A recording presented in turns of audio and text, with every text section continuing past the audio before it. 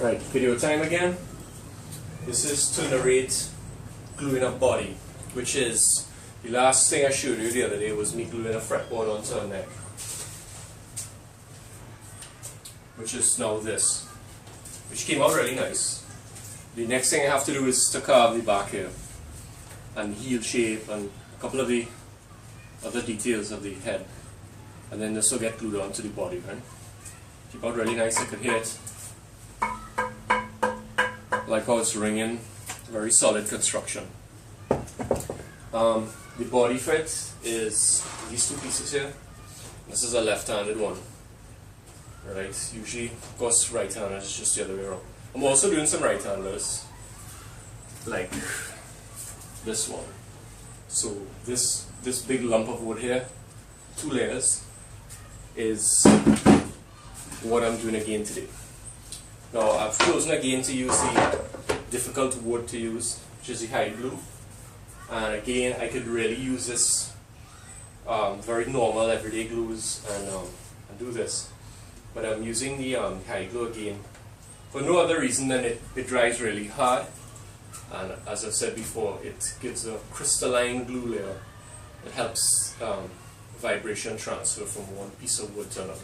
This is effectively made of 3 pieces of wood, because these two are glued together along the middle.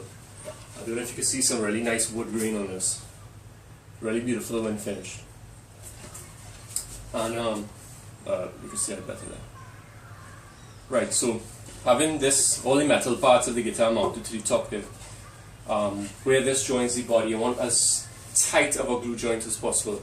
Either glue that's so heavily compressed that it's practically not there. I mean, it's really like 2 pieces of wood just closely stuck together. You don't want a layer of glue in between those pieces of wood, sort of cushioning the vibrations. So you either have to have really, really perfect wood joints that have no gap whatsoever. Also too, using a hard type of glue helps that. So this is a bit of a headache what I'm doing here. So I'm just going to shut up and get it. There's quite a few things I have to do here, so I'm just going to start hustling and not really narrate each step. Well, I'll try to.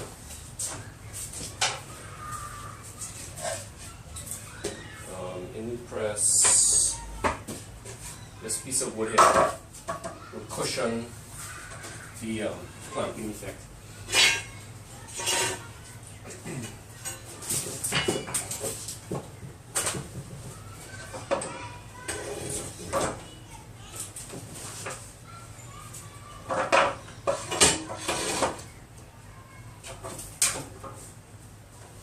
You definitely don't want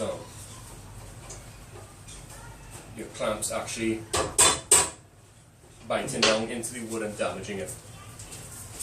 So you also have to put an extra couple of sandwich layer pieces that will take the real impact of the clamps. Again, I have to preheat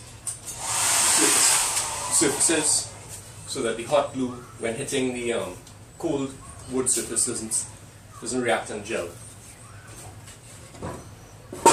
Let's do this for 1 minute or so.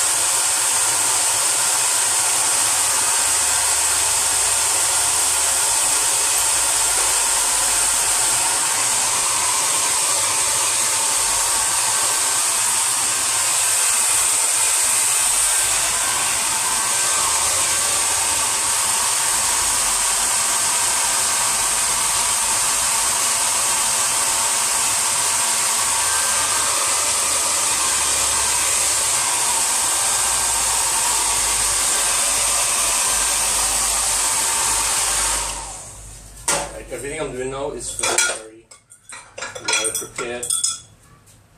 Right. I want to screw as much as possible.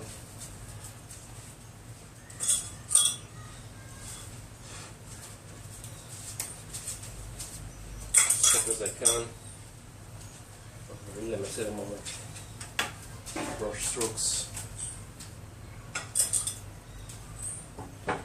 Hairs getting in there. Try to get those off. Right, now put the body onto the top, which has already been aligned with a few little pegs. Right, that's on. Right. Some alignment holes here have been drilled.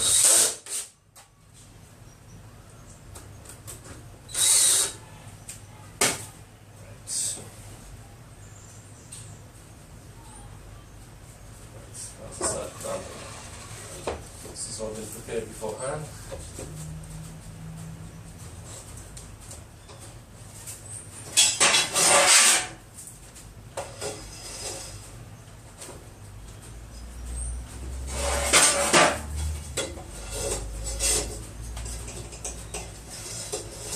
Now this is the top.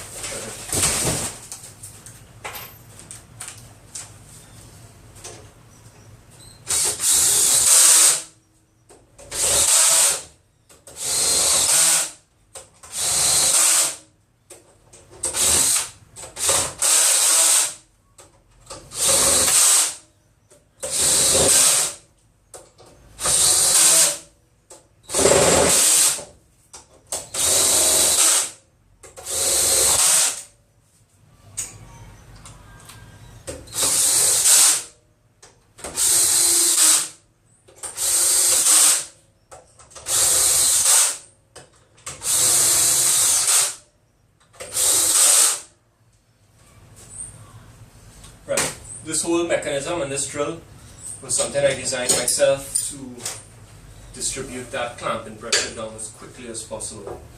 As I said, this glue, as soon as it hits the surface, it starts drying, and all I can really do is, as I say, come up with a mechanism that then applies glue pressures as fast as possible. So what I'm going to do now is really just look for a few spots that don't have as much clamping pressure on it as others. A few little spots that I kind of miss. There's a grid of both hair pressing down, but because it's a grid, there's one or two spots that don't get quite as much pressure. And all these extra long pieces of steel are really just there to help distribute the clamp pressure onto the wood so that the wood isn't particularly damaged in any one spot from too much pressure. But this is going well. I'm not seeing any gaps. At this point, if I really found a huge problem, I would be in real trouble and I would actually immediately disassemble everything if I had a big problem. But I'm not seeing any problems here. The alignment lines between the top and the back are perfectly in line because of the screws and a couple of little alignment pegs that I had in place. And there's no gaps that I see anywhere, no bubbles, no voids in the glue surface anywhere. So this was a perfect glue job. As I say, everything had to be done right inside that little time frame that I showed you there. If I got anything wrong, fumbled the piece of wood, lined it up badly, didn't put clamping pressure in the right places, I would have to stop and do it over. And again, all of this machinery, whatever, this contraption here was designed by me just for that. I'm going to put a little more extra pressure now in the middle sections and just kind of go over that.